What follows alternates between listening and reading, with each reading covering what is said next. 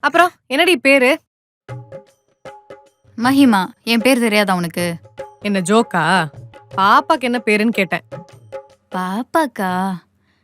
பாப்பாக்கு இன்னும் பேர்லாம் செலக்ட் பண்ணலடி. நீ ஒரு நல்ல பேரை சொல்லேன். நானா?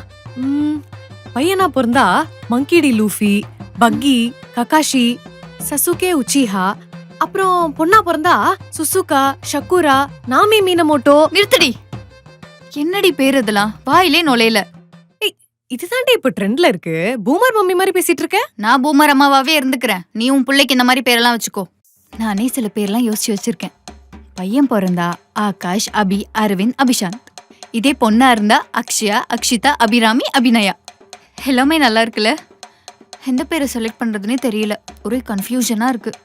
அதே இட்லி சாம்பார் மிளகான ஆகாஷ், அபினேஷ், அரவிந்த். இந்த பேருக்கு என்ன நல்லா தானே இருக்கு?